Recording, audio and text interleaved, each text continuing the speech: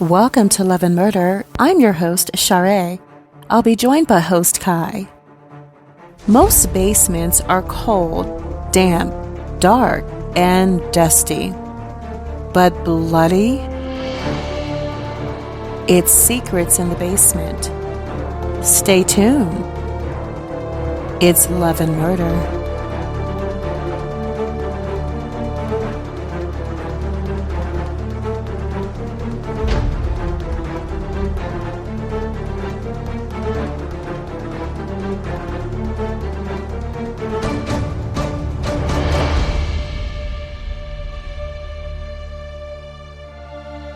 Good evening, everyone. Welcome to a new episode of Love and Murder, the weekly true crime podcast discussing relationships gone terribly wrong. And when I say terribly wrong, how wrong do I mean? Ky, dead wrong. Dead. Dead wrong. I am your host, Ky. And this is my co-host, the lovely, the wonderful, the gorgeous. I'm Char. Hello, everyone. You have to excuse her. She's got a crush. Yeah, let's go with that. Our show discusses true crime cases told in the form of a story with mystery, suspense, and just a little bit of humor sprinkled on top. And it appears, and you'll find out why, that I just have to do a disclaimer at the beginning of this show. We do have humor, like I said, a little bit of humor sprinkled on top, but our humor is never at the expense of the victims. We're usually Never doing humor at the thought that you can get away with murder, or the thought that you're even going to kill somebody, or, you know, like the police officer's investigation being, you know, if they make mistakes or something like that. This is where our humor comes from. So if you don't like true crime and humor, then we are not for you. And that's completely fine. And but also, it's just America's dumbest criminals. That's the best way to think of it. That's who we make fun of. America's dumbest criminals, not the victims. But if you don't mind humor mixed in with your true crime, then continue listening. Check out our podcast on Apple Podcasts, Stitcher, or wherever you get your podcast. As I always say, we're everywhere. Follow us on social media. The links are in the show notes below, but it will be sent at the end of the show if you just want to hear my gorgeous voice saying it to you. If you want to be part of our L&M exclusive community, then join us on our Patreon at patreon.com/love and murder. When you join, you will get, first of all, commercial-free episodes of Love and Murder, so you won't have to sit through all those annoying commercials. You'll also get bonus episodes every 2 weeks. You'll get Crazy Crime, Florida Crime, behind the scenes. Like right now, we have a behind the scenes there, and we have a Crazy Crime episode that we just put off that you don't want to miss. You'll also get relationship advice and so much more. All of this for only $3 a month. So go to patreon.com/love and murder and join us there. Now, if you've listened to our show, or even at the end of this episode, if you listen to it and you like it, then head on over to Apple Podcasts. Or you could also head on over to Spotify. Spotify allows you to give reviews. So head on over to Apple Podcasts or download the Spotify app and listen to our episode and give us 5 stars over there. Say whatever you want in the description, but it just helps bring us up so everybody else could find us easily, just like you did. And we will be ever so grateful to you for doing that. But the easiest way to rate us is to go to our website, www.murderandlove.com, and choose Rate Us in the menu above. So this is episode 2 of season 2. And today we're back into our isosceles love triangle. And this triangle is a doozy. By the way, did you catch our first episode of season 2, which was The Lobster Family, the case of Grady Stiles? If not, you have to listen to that crazy episode. Yes, that was a good one, guys, especially to kick off the new year. Definitely different. Oh, yeah, definitely different. It was after wild. You finish this episode, after you finish this episode that you're listening to right now, just go back to episode 40 and go ahead and catch it. Now, the reason why I said I had to give a disclaimer is because someone put a cape on and an S on their chest, but the S didn't stand for super, though, and gave us a bad review for that episode. They claimed that we were making fun of disabled people, but they clearly didn't listen to the show.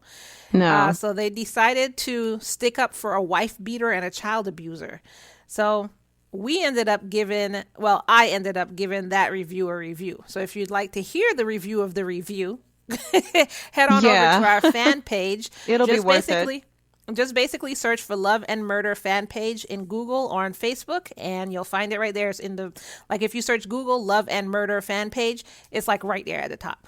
So if you just search for that, click on it and just request to join, and you could hear my review of their review in our fan page. So, like I said, today we're going to be talking about the case of Ann Anastasi. This isn't Ann Anastasia. Ann Anastasia she's a Russian, it's a Russian case where it dealt with murder. It is basically in our wheelhouse of storytelling, but this is a completely different one. This is Ann Anastasi, not Ann Anastasia.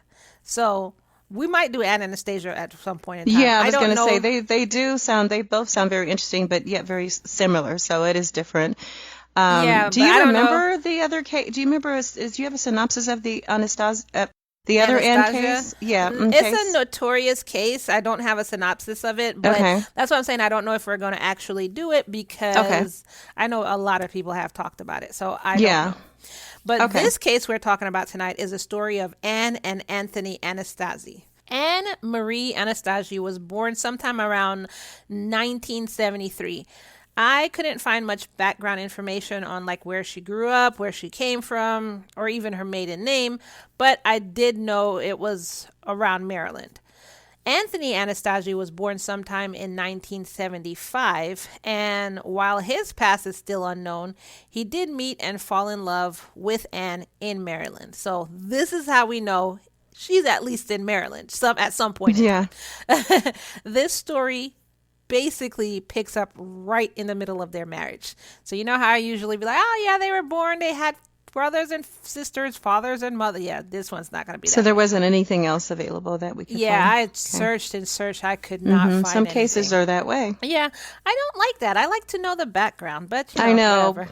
We like to know the history of the early life, as we say. Yeah, I like to know that. And I know our listeners like to know that too, but I really couldn't find anything. I really tried. Now, Ann and Anthony had moved from Maryland to Michigan because of Anthony's volunteer work as a youth hockey coach. At this time, the couple had been married for 18 years and had 5 kids together. 5 children. My God. Wow. So by the time my story picks up, they basically had spent a lifetime with each other, 18 years working and raising kids. So, this is the mundane routine most couples with children fall into, just working kids, school, working kids, school. We'll pencil sex in on January 15th. Yeah. It's so true, but that's why a lot of couples fall apart because of those reasons. They don't have any other common ground except I'm exhausted, I'm hungry, and then, we got to take the kids to baseball tomorrow. It's just, that's it. Wow. Yeah. Well, I guess Anthony didn't like that mundane routine because one day he met a 25-year-old named Jacqueline Riggs. Jacqueline was born in 1990, and she was described as a sweet and gentle person. Her family said she was a loving daughter and a sister, and she actually worked in childcare and would often look after her nieces and nephew. Sounds like a good person to me. Yeah. At the time that her and Anthony met, she was down on her luck and was just going through some really bad situations, as we sometimes go through. So she became friends with Anthony because her friends think it was because she just really saw him as a father figure and someone she could count on, and someone she could talk to about what's going on in her life. So that's why they ended up becoming friends, according to her friends. Over time, Anthony introduced Jackie to Ann and brought to Ann the request of, what do you think he asked Ann? Now, you have to remember our show. We get it all with these cases. So I'm just going to err on the side of sex. I just have to go there. Well, he's not asking her to be the babysitter or the nanny or the au pair. So I'm going to say, honey. His wife. He came to his wife. What do you... Or you're saying that he didn't ask for Jackie to be that? Right, exactly. Gotcha. So I'm saying, yeah. So I'm going to err on the side of, honey, I'm bored with our life, and particularly our intimate life. And why don't we just have a little fun and just kind of spice it up a little? I mean, this is what happens in our cases, so I'm just going to say that's probably what it was. Yep. He requested a threesome. Well, that happens in life. It's not just our cases. But because it happens so often in life, it just happens to be a part of a lot of our cases, especially when the marriage goes terribly wrong, besides a person dying and going terribly wrong. But, yeah, so... And she was probably attractive. You said she was young and pleasant, so she was probably pretty, and he was bored. Do you think it's considerate, Ky, to... Oh, this is a good question for our listeners as well. Do you guys think, comment below, is it considerate of a husband or wife to come to you and respectively ask for permission to bring a third party into the relationship, or opposed to cheating behind your back and enjoying this illicit affair? So what do you guys think? What do you think, Ky? You said respectfully ask. So it just depends on the person's outlook. There would be no way to respectfully ask if, hey, babe, can we bring in another woman here to spice up our sex life? There's no way to respectfully ask. And she's got big boobs, or bigger boobs than yours. Yeah, her butt is like, bam, bam, bam. I mean, your butt is nice too, but, hers is like, respectfully speaking, of course, I'm just saying. And, I understand that you're a haggard-looking, tired-looking 43-year-old with 5 kids who's been working all this time. And she... respectfully is only 25 years old with tight skin and just a turner. Respectfully speaking. And perky everything. Yeah. Yeah. This is all respectfully, of course. So, babe, what do you say? Can we have her in a threesome? I mean, see, my thoughts are this. I would rather you come to me and ask, even though I might give you a quick no anyway. But I still feel like at least you didn't do it behind my back, and just carry on this affair. That's what really upset me. I have less of an issue with a so-called oopsie that happens maybe once in a marriage, opposed to someone being terribly bored and we're not talking about it, Now, you know what they say. I mean, you can open Pandora's box and you don't know what's going to be inside. So usually once you open that door, there's really no way to turn back. If that person catches feelings, what do you do? With either of you. So there's always the risk there as well. It's almost like you can't win, Yeah. I mean, I guess it would definitely be better if you came and asked me. But does that mean just because you asked me, and if I say no, does that mean you're like, okay, then I'll put that out of my head? Or does that now mean that you're going to do it behind my back? So it's kind of a double-edged sword. So you ask me, I say no, and now I'm wondering if you're doing it behind my back. So you're always going to wonder, do I really want to know, or do I not? Exactly. So, yeah, I don't know.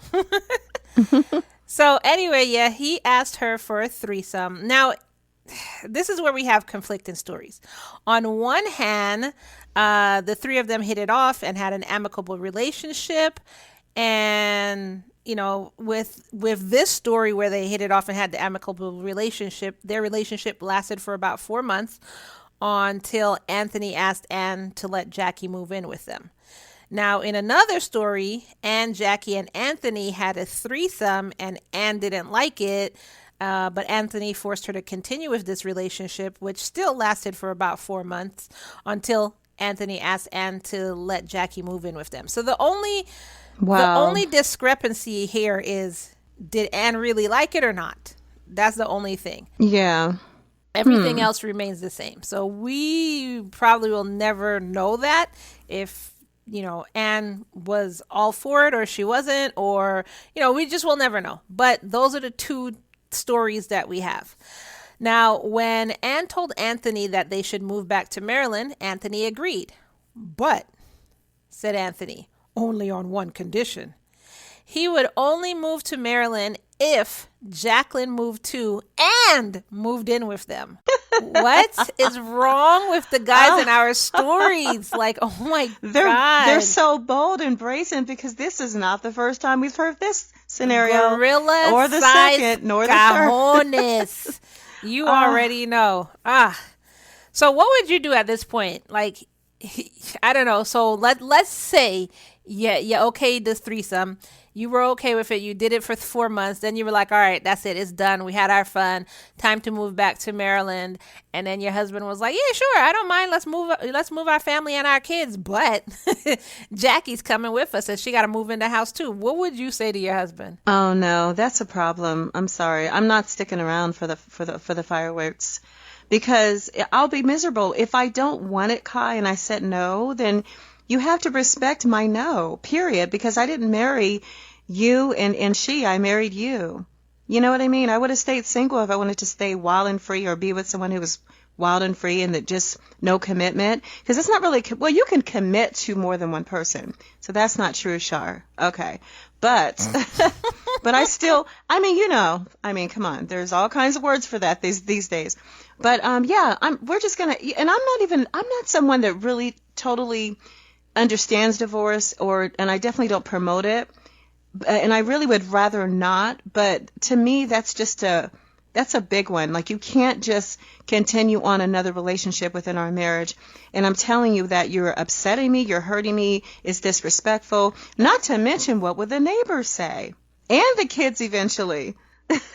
You know? You can't keep that a secret forever. I wouldn't put what would the neighbors say in the factor of what I'm doing in my life. That's my well, business, no, I was just throwing that in there just as a laugh factor. But honestly, okay. Because it really doesn't matter what the neighbors say. Between me and my husband, my kids, how would it affect my family? Yeah, definitely. So, well, but Kai, there's a lot of people who do care so much about what their neighbors say, and the people in the church, and the people in the community, the people at the library. I mean, there are plenty of women or men who are very concerned about what everyone says about them and their family. I've never cared what other people say, but there are plenty of people who would actually say that. What would the neighbors say, and what would the pastor say, and what would the kids say? And then the kids are talking, and their friends' parents start talking, and it's just a big mess. You're still going to end up divorcing anyway. Let's just get it out the way. Get it over with.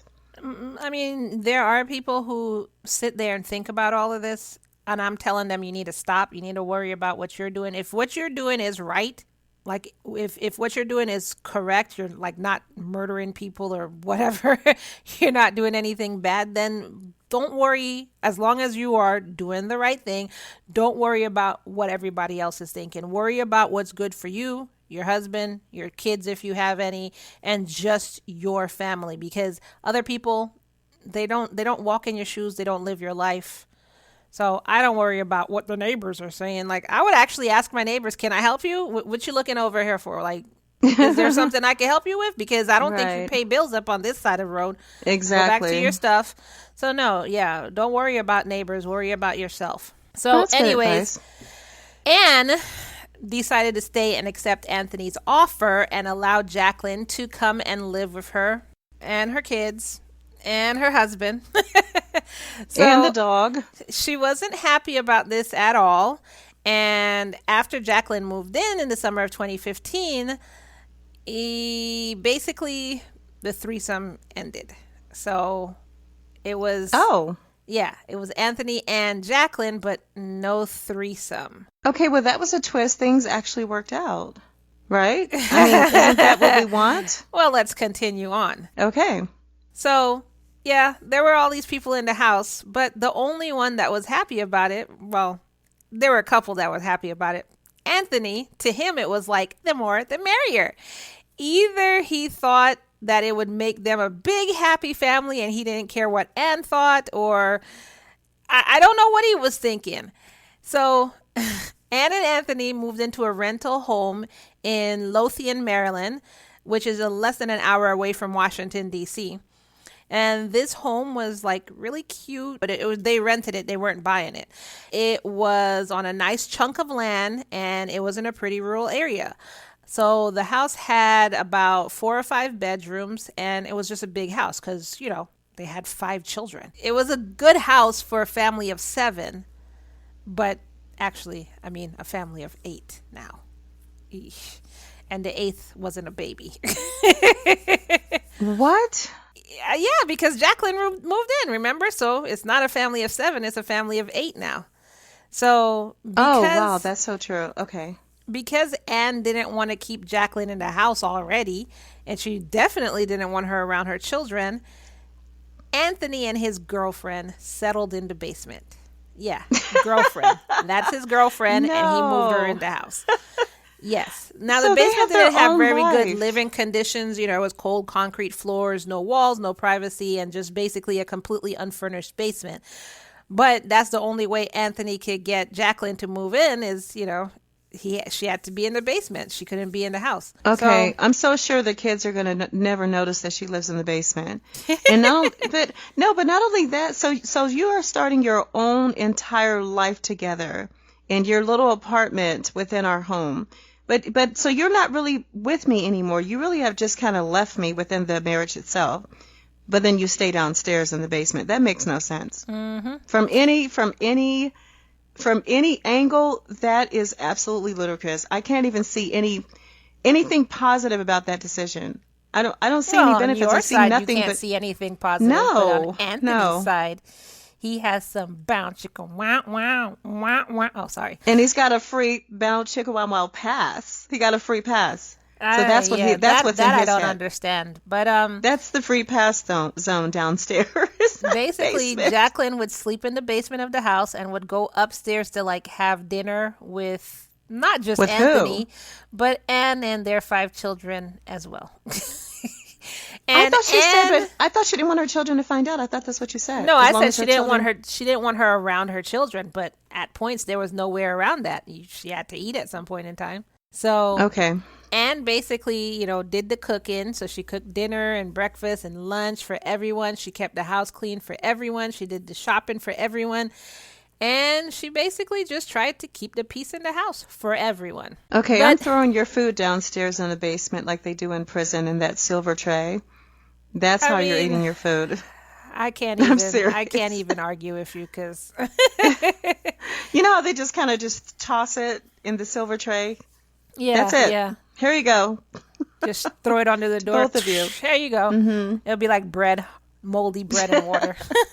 Exactly. Oh, So- wow. Anne kept it this way because she just kind of wanted her marriage to get back to the way it was. So she was just hoping she would let him get this out of his system and then he would get rid of Jacqueline. And she was angry about it, but she really didn't let Anthony know. Now, we're sitting here making jokes and everything, but she was always scared of Anthony because if she did complain, he would threaten to leave her and the kids. And sometimes he would even just threaten to get a divorce and marry Jackie. So, Oh, Anne ouch. actually didn't want this, so she just tried to make the best of the situation. The only time she really, really complained to Anthony is she said she wanted the affair to end and she wanted Anthony to send Jackie back to Michigan. And instead, Anthony told her that she needed to mind her own damn business, and if she didn't like it, she needed to leave the house. Well, it So- kind of is my business, Anthony. You would think you're literally I'm in the my wife house over with here. my kid. Yeah, right? Right. Like, Mind your own business, lady. Like Go that- back upstairs. all right. Go cook us dinner. We're hungry. Right. Like, what? What's for So- dessert? After That's that, crazy. Anne decided to completely just check out of her marriage. Not leave, but just ignore her husband and ignore Anthony and everything. Emotionally. Yeah. Anthony, on the other hand, decided to completely turn to Jackie. What a douchebag. Something that, this was happening anyway. It looked like he was already getting to that point where he was just going to ignore Anne and, turn to Jackie anyway. So, Yeah, but the whatever. closer that he gets to his little side piece, of course, he's going to do that. Yeah. She's looking like prime rib to him, so- It was also like, instead of having sex with his wife, he would go downstairs and always have sex with Jackie. So For sure. after, she put on the blinders, he just stopped caring about Anne. And he only showed that he cared about Jackie. So by this point, Anthony just spent more and more time downstairs in the basement. So basically, he would spend most of his nights down in the basement with Jackie, and they would just lock themselves up in there and just spend hours together and, not even come upstairs to see the family. Well, But, if you're being cold to, your wife is going to become more cold to you. So then that's your excuse. Oh, well, she doesn't want to talk Well, to me. she doesn't doesn't want want to to be talk with to me, so I'm going to be And downstairs. yeah, with, yeah. and she's giving me the cold shoulder. Geez, I wonder why. Yeah. So then, He's going to make it seem like, do you see how she treats me? Do you see how she treats me? That's why I'm down here with you. But it's like, it's really you who's treating her bad, and she's just trying to deal with it. Like, but anyway, so by this point, Anne obviously just felt completely alienated from her marriage. Anthony acted like he could care less about her, because he still loved his children, and he didn't let anything interfere with his relationship with him and his children. But him and Anne were just like roommates in the house. So like, put the sock on the door when you're having sex, that kind of stuff. Oh my gosh. And did you pay your half of the light bill, dude? Yeah, right, right. They barely spoke to each other. They really didn't see each other. They passed each other in the hallway, maybe, so now another thing to note as to why Anne didn't leave, because you could just be like, well, she could have just left this whole time. But another thing to note is Anthony Well, she had 5 kids, though. A lot of people wouldn't know, they won't leave because of that reason. But some people would be like, you know what, I'll figure it out and take the kids and, just file for child support or spousal support or whatever. So another reason why she possibly didn't leave, this is me speculating here, because she never came out and said, this is why I didn't leave, but speculation. Another reason why she possibly didn't leave was because Anthony was very, very abusive throughout their relationship. He actually constantly beat Anne. He threatened her. He made threats about the children, not to the children, but about the children. Oh my gosh. And one time he locked her out of their house during a snowstorm. And another time he sent her to Florida, and then he gathered up the children and was like, okay, we're going to have a vote. Who thinks mommy should come back? Like, what a douchebag. Oh my God. Where do we find these men in these stories? Like, how did these women... You know what? I shouldn't say that, because we've all been in some kind of a douchebag relationship at some point or the other, or we were almost in one. So it's just, it is what it is. This guy's a raging douchebag. I know, but there's so many in the world. I'm trying to figure out why are so many in our stories, though? What is that about? I mean, this is love and murder. This isn't cuddle and hugs. Like, what are you talking about? Do you think that we're going to have like nothing but good men in our stories? And then he was so great to her. He massaged her feet every night. He brought her roses. He told her she didn't have to work. She was so loving to him. She never cheated. He never cheated. Then one night he just murdered her. Like, that's not our show. Okay, listeners, just in case you wondered at some point if we were going to take a big turn with our show, it's not the Cuddle and Hug show. Ky made a good point. That's next door. Oh, good. Yeah, that's next door. Go down the hall. Yeah. So he also told Anne's family that he had affiliations with a well-known Michigan biker gang, and that he was friends with people who would kill her family if he asked them to. And he also threatened Anne with this as well. So, they were kind of scared of him. Now, another thing to take note of is Anne had a pretty big trust fund. And by big, I mean her trust fund was $1 million. Now, I couldn't find exactly where the trust came from. Like if her father died or her mother died and left her this money. I don't know where it came from, but she did have a trust fund. It was there. And Anne and Anthony had been using the trust fund for a while to get by, but now Anthony was using the money all for himself. Like, he literally went on shopping sprees with Anne's money. He would buy flat screen TVs, and one time he even bought himself a Harley Davidson motorcycle. Like, and this what isn't a even, treat. This isn't even his money. Like, not even your money. Yeah, I get it. What a douchebag. Well, he was buying lots of beautiful gifts for his lover downstairs. For Jacqueline. Well. He was using Anne's money for Jacqueline. He was.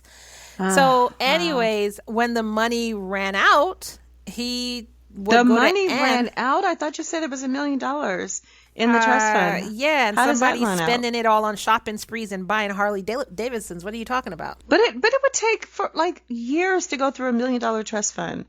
I mean, do the story you really didn't think say. that? First of all, they were wait. First of all, they were already using it for their bills. They were already using it.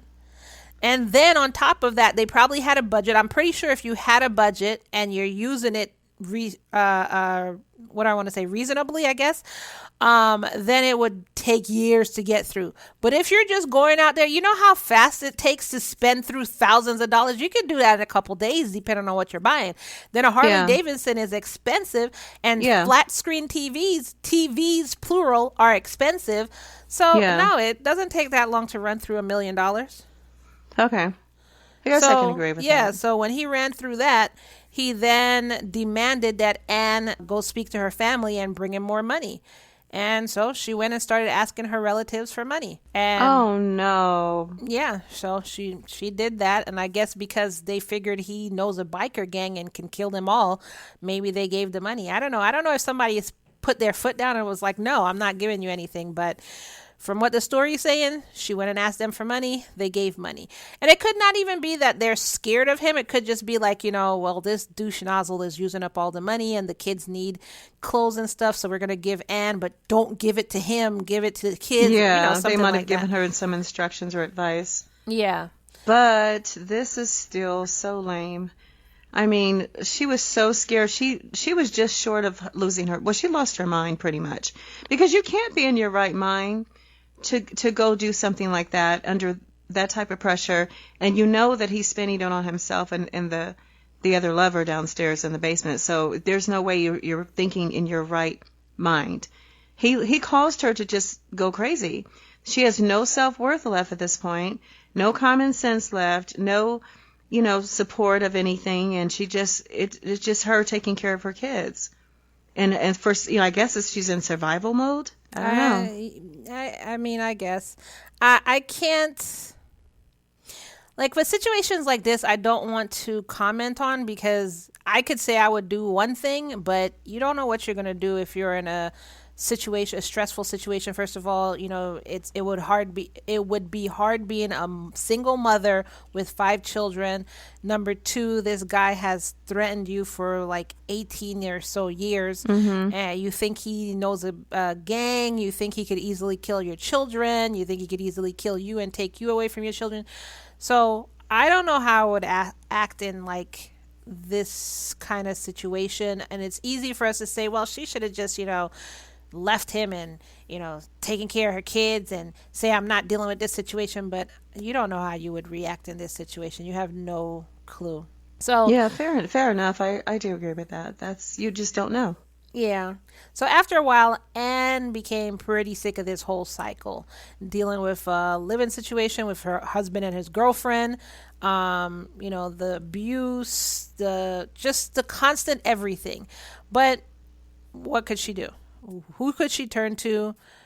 Like I said, everybody could say, get a divorce, get out of there, but it might not be as easy as we're thinking. You don't know their situation. I mean, he blew through all her money, so it's like, So Anne she's broke now. Where's she really going to go broke? He's already spent the money up too. She could have still probably asked her family, but you never know again. Now, she didn't really have anybody to help her and anybody to talk to, so she turned to her best friend, which was her 13-year-old daughter.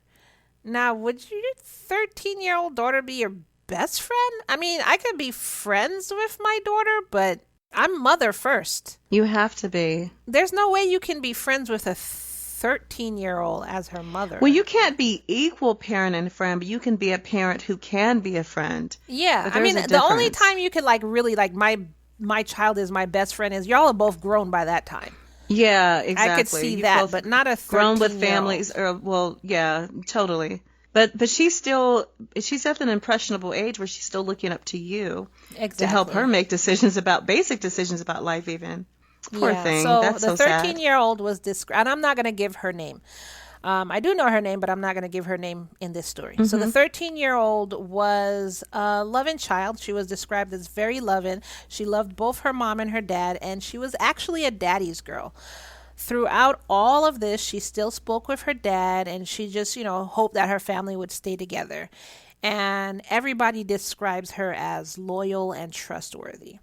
She did witness the crazy living situations of her parents, and she did not like Jacqueline.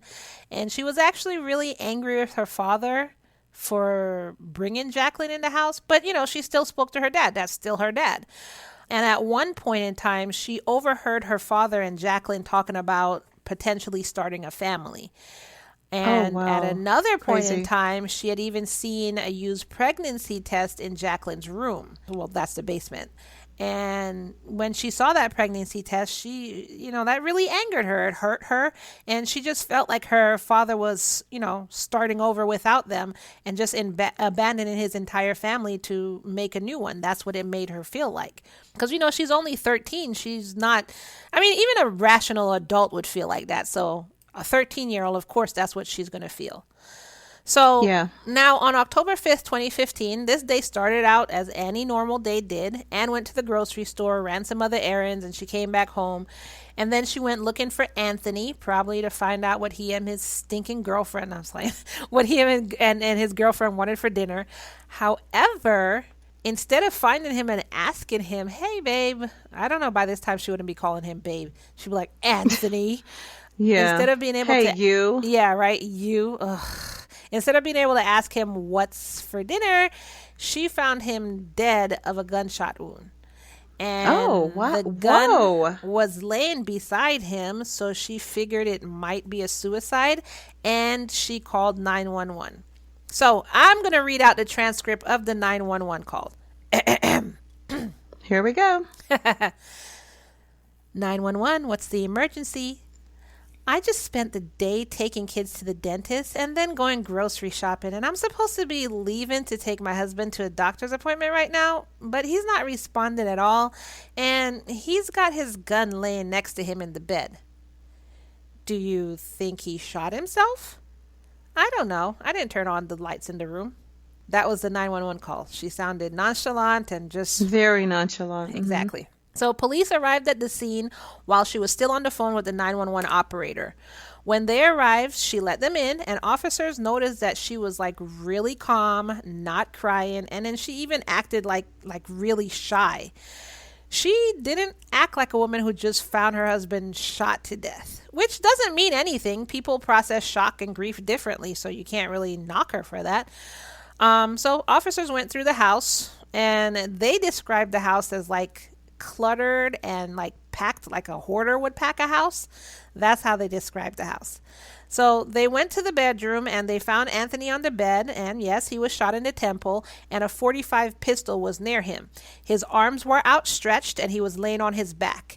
Initial investigation showed that the gun had been fired at close range, and it did look like a suicide.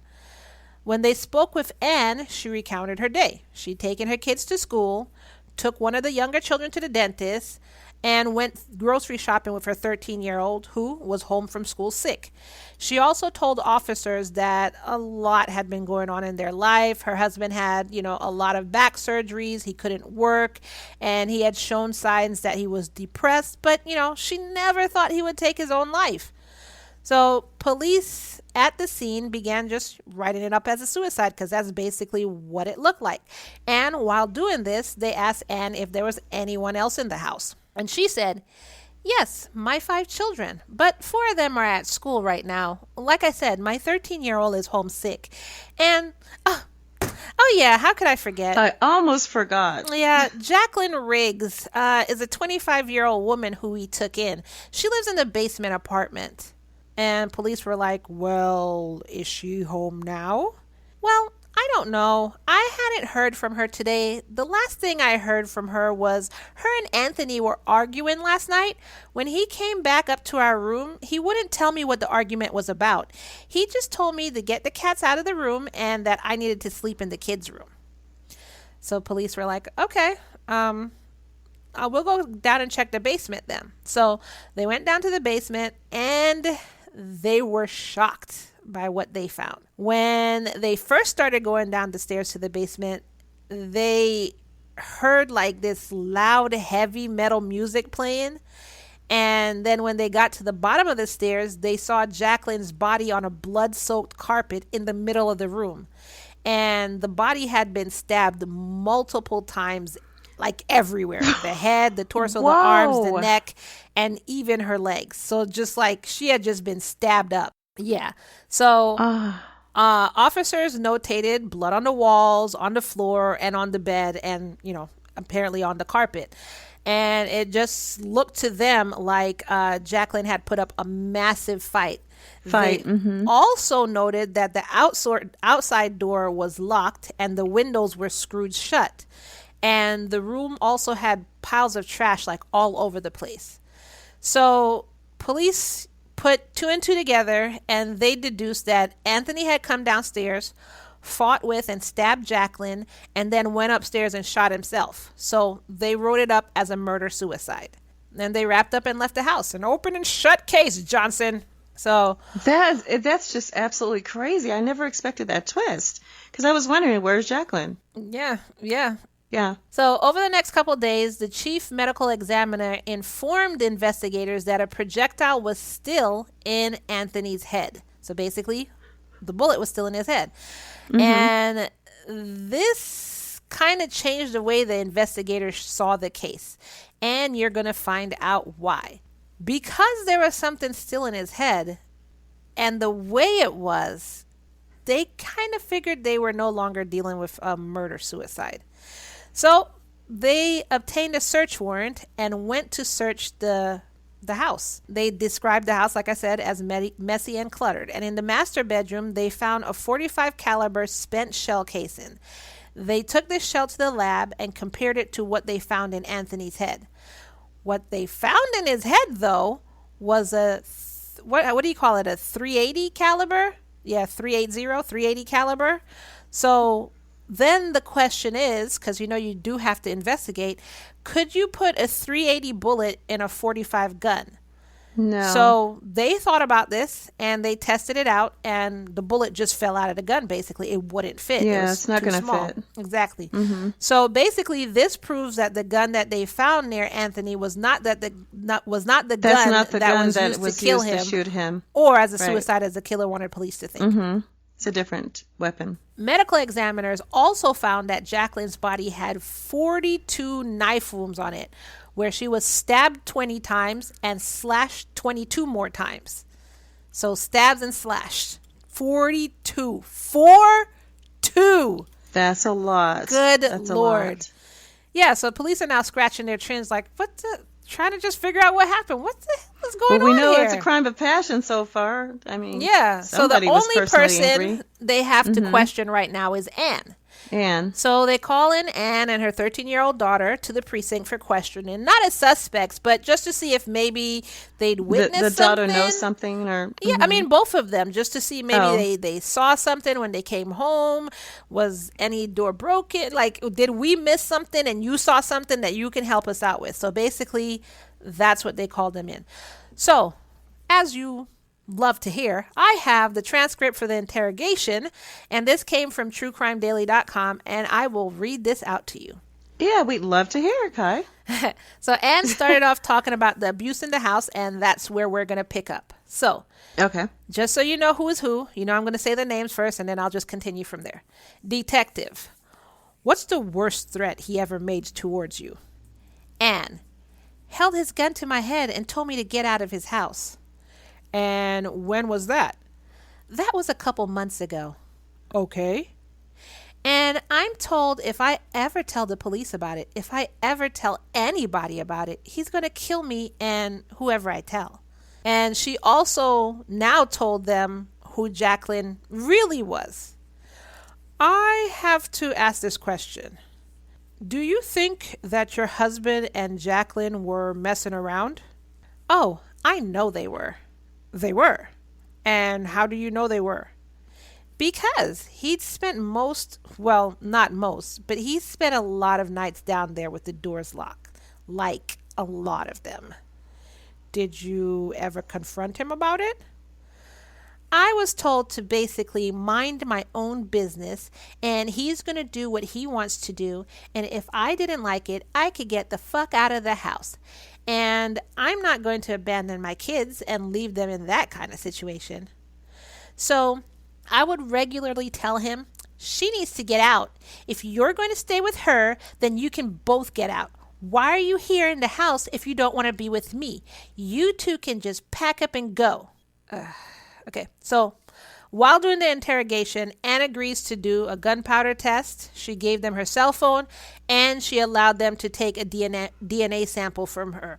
She also did a polygraph test, and when she was doing the polygraph test, she was like, they describe her as calm, cool, collected, very cooperative. And she actually said, "Does it matter if I'm yawning during this?" Yeah. Okay. So I'm bored. yeah, right? Like, you're not going to find anything. Can we kind of move this along? Yeah, officer? I have places to be, things to do, people to kill. I mean, dinner to cook. As is normal procedure, Ann and her daughter were not questioned in the same room. Her daughter was down the hall answering her own set of questions. Now, as calm as Ann was as hysterical as her daughter was. She was very erratic, and she even tried to run out of the police station. So, what do most 13-year-old girls do?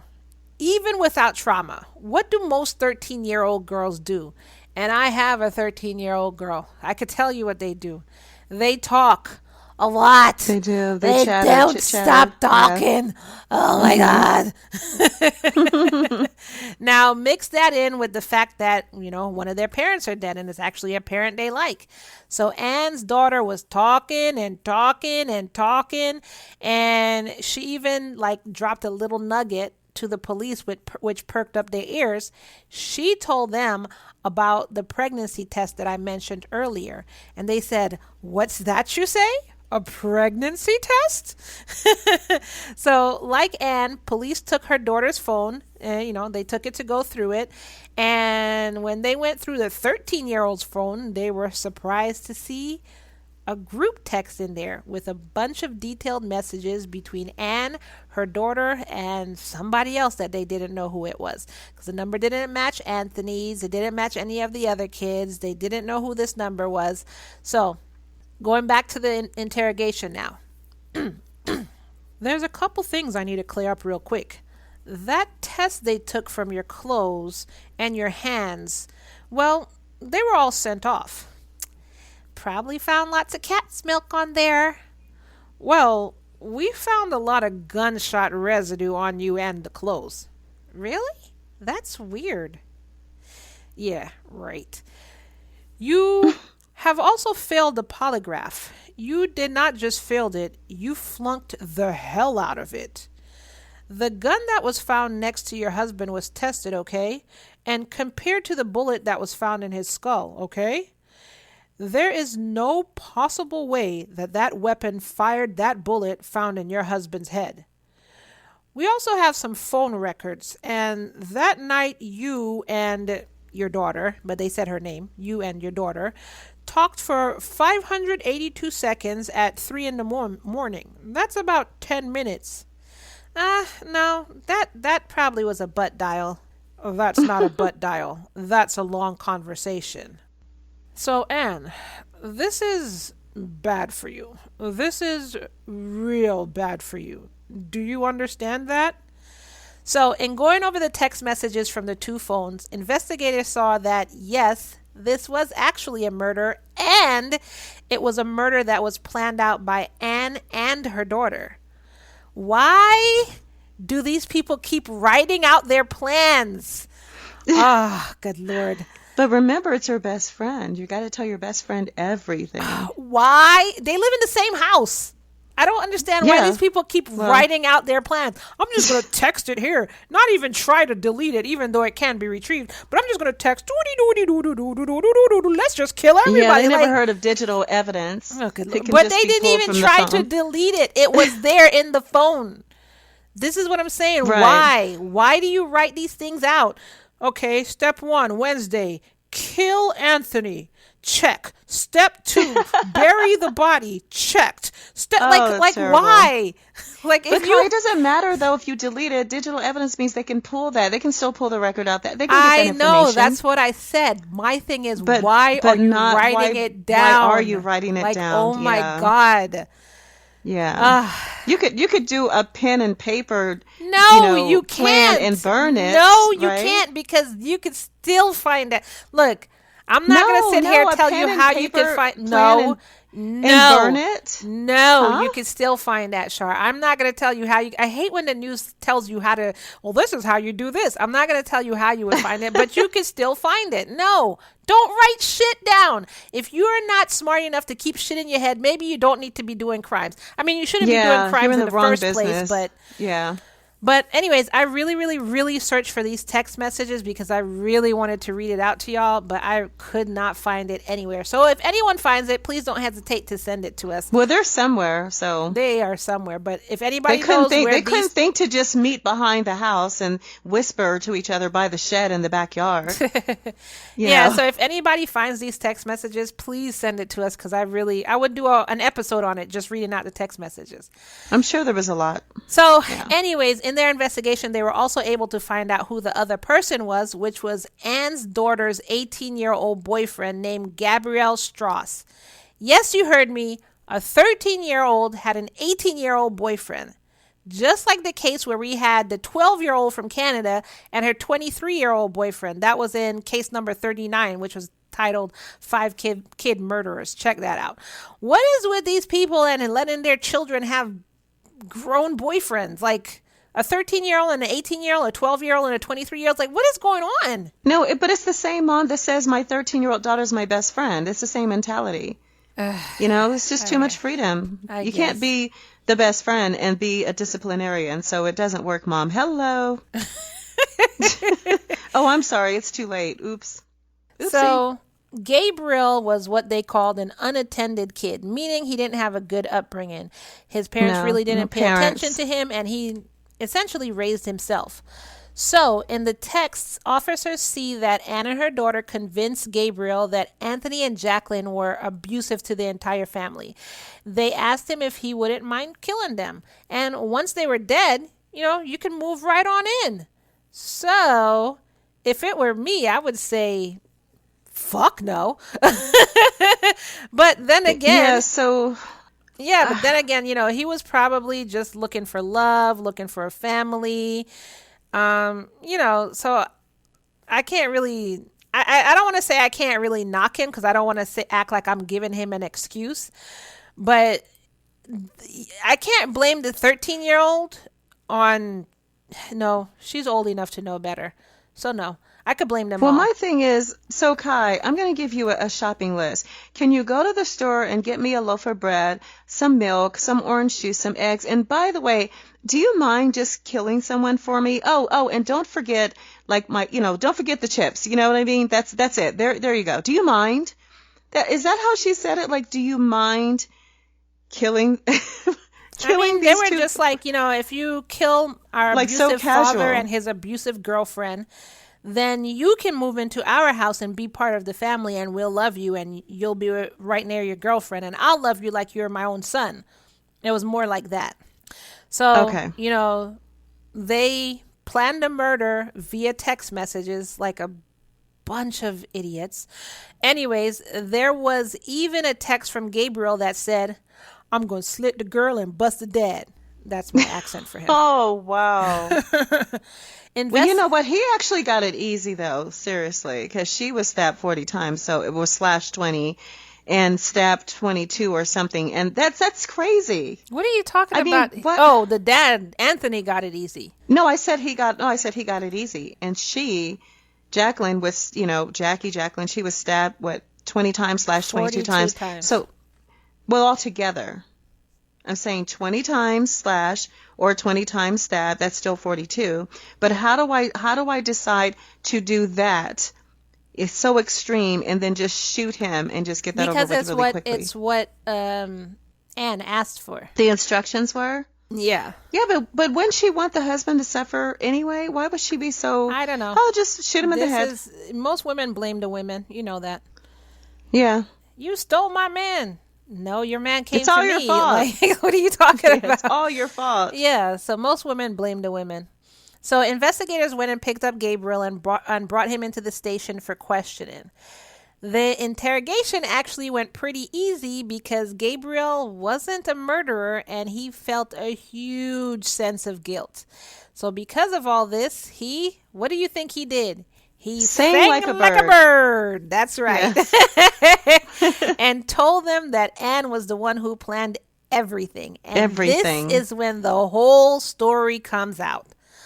On the night of October 4th, Anne and her daughter went to pick Gabriel up.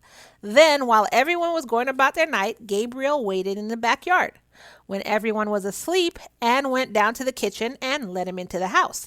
And that's when she gave him the, is that what you call it? A 380 gun? 380 caliber gun? And a knife. So Gabriel went down to the basement where Jacqueline was sleeping, gun in pocket, knife in hand. And she woke up to being stabbed. And of course, she started fighting. However, she wasn't strong enough to fight off Gabriel. And he, as he says, he just kept stabbing until he was sure she was dead. That's why there were so many stab wounds. Then because she was putting up a good fight. And he wanted to make sure she was dead, so he just kept going.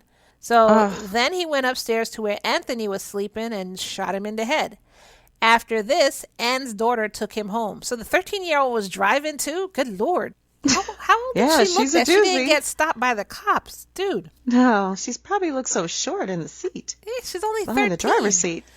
But anyway, while they were gone, Anne got Anthony's .45 out from under his pillow. So for protection, he always kept his gun under his pillow. So she got it from under his pillow and put it in his hand and waited for her daughter to come back home. The next morning, the family got up, had breakfast, and went about their day as if nothing had happened. So, of course, when Gabriel said all this, all three of them were arrested. Anne was charged with first-degree murder, 2 counts of second-degree murder, and the use of a firearm in the commission of a felony. Her daughter was charged with 2 counts of first-degree murder and accessory after the fact. Gabriel was charged with 2 counts of first-degree murder, 2 counts of second-degree murder, 2 counts of conspiracy to commit first-degree murder, 2 counts of conspiracy to commit second-degree murder, and 2 counts of firearm use in a felony crime of violence. Good Lord, he was charged with everything.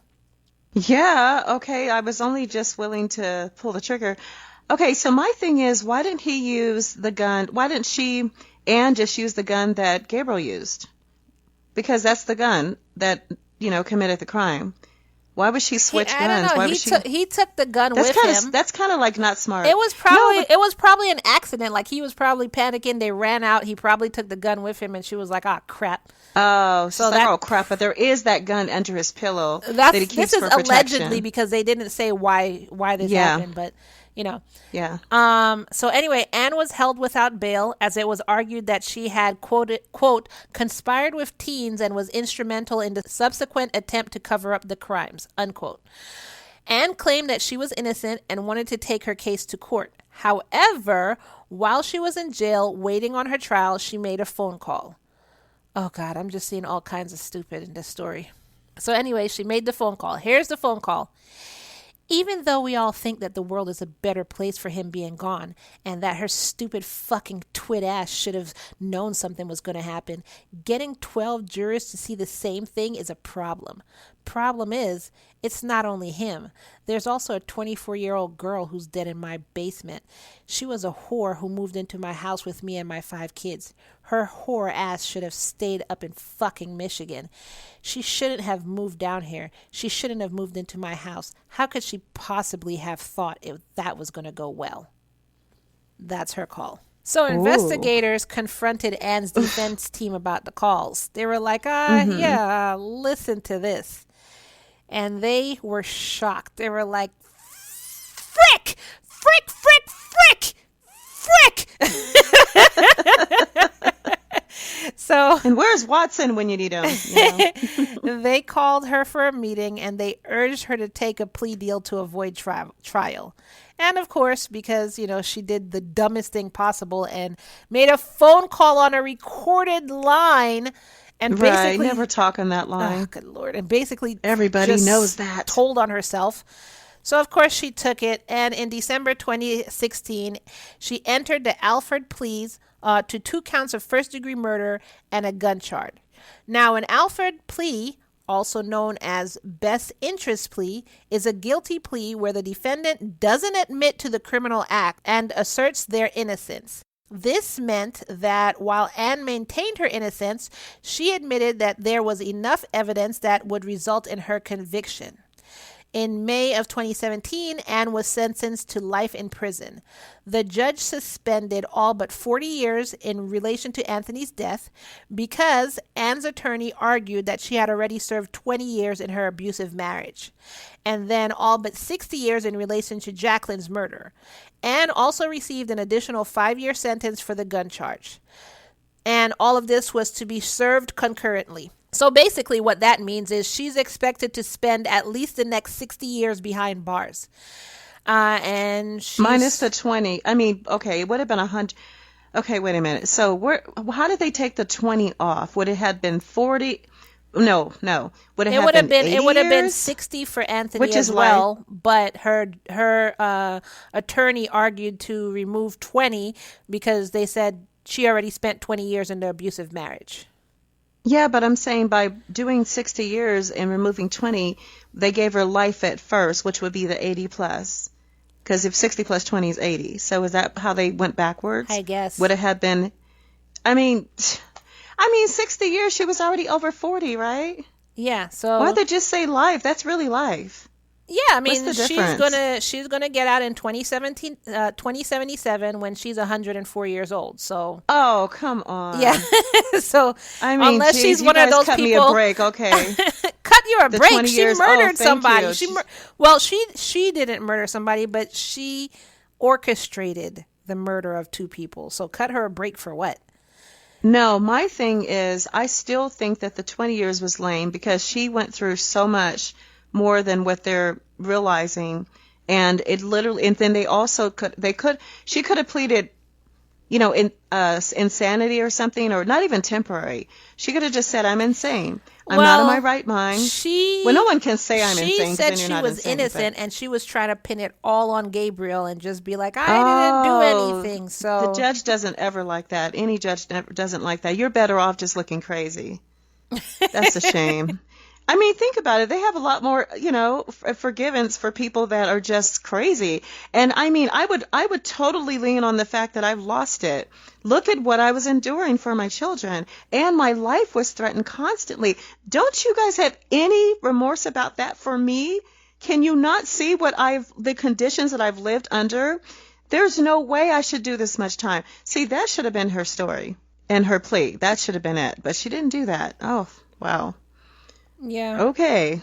So the 2 teenagers, basically what happened to them is her 13-year-old daughter was placed in a juvenile facility where she would be released when she was 21 years old.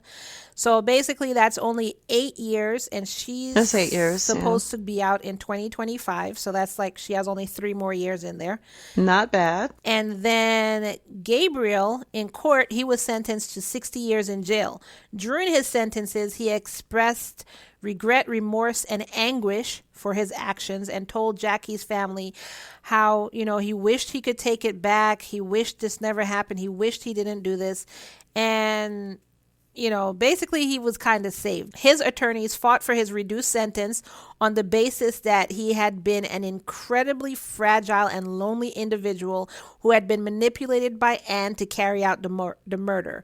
Prosecutors even went so far as to describe him as a puppet in a sinister plot masterminded by a scorned wife, which that's what it sounded like to me. So, yeah, but he still got 60 years though. So, I mean, they didn't give him any consideration of having an unstable life, but and he actually being emotionally unstable. They did, because in 2016, Gabriel Strauss pleaded guilty to 2 counts of murder and got the same deal as Anne. He would have gotten 2 life sentences, but he got it with all but 60 years suspended. So he's going to actually get out of jail in 2076, and he'll be 60 years old. So okay, well, when he said that he just wished he can do it all over. I mean, you stab someone and slash them 42 times. There's no way that you didn't realize what you were doing after like the 6th, stabbing or stab wound. Like, because what are you angry about? I mean, You're not even upset all about night anything in the backyard to think about it and to change his mind and to everything like that. So I don't feel bad for him. I don't feel bad for Anne. That's my point. I don't. And I kind of feel bad for her 13-year-old daughter because at 13, you're usually just following what your parents said. And she was angry. And I mean, although you do know right from wrong, you really just literally follow your parent, especially if you're an angry teenager. So, But she was just totally manipulated and brainwashed by her mother. yeah, both of them, I think. But I thought she loved her dad so much. She could But have used her own mind angry. and said, you don't know what Anne was telling her. She was angry at her father, and she did think her father was going to leave them and start over again with another family. So, and you don't know how Anne works. Parents can be very manipulative. Yes, they can. Mm-hmm. So you don't know what she was telling her daughter. So anyways, that is the story of Ann Anastasi. Anne went to prison. Gabriel is in prison. Their 13-year-old is in juvie. Anthony is dead, and Jacqueline is dead. What did you think about this story? Now, I just want to point out, a lot of people feel like Anne got away with it. She didn't carry out the murders, but she did mastermind the whole thing, and she only got 60 years in prison. What do you think? Well, I mean, considering her age when they put her away, I think it's fair because she's going to be dead anyway. She's not going to ever get out and see the light. Now, you didn't say, and maybe they didn't say there's a possibility of probation in, so many years. No, they didn't say anything about parole or probation. Okay. I meant to say parole because then probation comes after. But yeah, no, I think it was fair because she's not going to get out anyway. Yeah, that's my thing. I think it's not like she's fair. 20. I think it was fair because it sounds like, okay, well, you don't get life in prison, you get 60, but she was already older, so yeah, she just got life in prison. Whereas Gabriel, that's just it. He technically still got life in prison because 60 years. He went in at like 19, and he won't be out till he's 60. Do you know how much the world is going to change? So to me, that's still life. He's not going to. Well, if he was almost 20 years old, he'll be 80 in 60 years. Hello. Wait, what? You just said he still gets 60 years. So if he was about 19, then if he got 60 years, he wouldn't get out until he was closer to 80. Because he was around 19 or 20 years old. So yeah, you're right. My math is horrible. So basically, he's just as screwed as she is. He'll be out at 79 then. Yeah. Okay, well, he's just as screwed as she is. Yeah, so I was what saying are you really going to do at 80 years old? That's if you make it to 80 takes years off. Right, that's what I'm saying, because prison shortens your life anyway, whether it's emotionally or, just health-wise, or if you do make it out, you're decrepit. You're just crawling out the cell with by your nails. He's not going to have any children, any grandchildren. No. He's not going to be married. Yeah, his whole life is gone. Yeah, wow. So anyway, that is that crazy isosceles love triangle that we have. If you like this episode, go to Apple Podcasts or download the Spotify app and leave us a 5-star review. That will help us out immensely. If you do that, you can say whatever you want to in the description. You can say Ky cannot math like at all. and Char had to correct my math, if y'all can believe that. Wow. Anyway, that's strange. Anyways, but this helps bring us up in the charts and helps other people easily find us. And we'll be ever, ever, ever so grateful for that. Don't forget to visit us on patreon.com and become a subscriber for crazy bonus episodes. You will get, let me see what bonus episodes we have on there right now. So right now, what we have there in Patreon, we have behind the scenes from December where you hear us you hear me trying to get through reading an episode. I could not say this guy's name. It took me like 5 minutes to say this guy's name. So you'll hear that. We also have commercial-free episodes of Love and Murder, so you don't have to sit through the commercials that play throughout this episode. And we have another bonus episode, which is me reading the transcript of Seth Pravicki being interrogated. So you don't want to miss that. That transcript, that interview, that crap was crazy. You don't want to miss that. So that's what we have on patreon.com. We also have crazy crime stories. We have Florida stories, Char's crazy life stories, like when she stood on the side of the street pretending to be a hooker and somebody picked her up. Or am I getting that story completely wrong? She's getting it completely wrong, guys. I was on my way to work. I just looked like a hooker. Oh, she was on her way to work as a hooker. Okay, that's where I messed it up. Okay. No, You guys have to just listen. Go over to Patreon and check it out, and I promise it will make sense. And it's only at least why I was on the corner. Yeah. Yeah, you know why she was $3. on the corner. Anyway, it's only $3 a month right now. So now is the time to get in, lock it in before the price goes up. You can go to patreon.com/love and murder. Now, follow us on social media at facebook.com/relationship crime, Instagram at Love Murder Podcast, our Facebook fan groups, because you want to hear me do that review with the S of the girl with the S on her chest. And like I said, S didn't stand for super. But anyways, so go to our Facebook fan group. Just search Love and Murder fan page. You can search it on Facebook. You can search it on Google. We have merch. Go to our website, www.murderandlove.com. That's love and murder backwards, murderandlove.com, and click on our store in the menu above.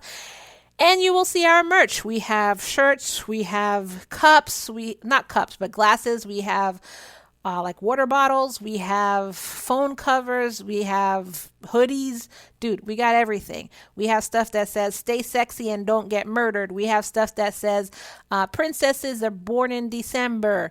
We have stuff that says true crime is my love language. We have a lot of stuff on there, so go ahead and check out our it's pretty cool merchandise, definitely. And a free and easy way to support us is by just simply sharing this episode. Hit that share button, share with your friends, share on all your social media, share in your text message, share on WhatsApp, share on email, share. So it only takes she's out 30 of breath. seconds. There's so many ways to share. It only takes 30 seconds or less, but it really, really helps us out. Now, as we want to remind you each and every time, if your husband comes here to ask you for a threesome, please don't kill him. Just remind yourself, like close your eyes, take a deep breath, breathe in, and remind yourself that it's all love and no murder, y'all. Goodbye.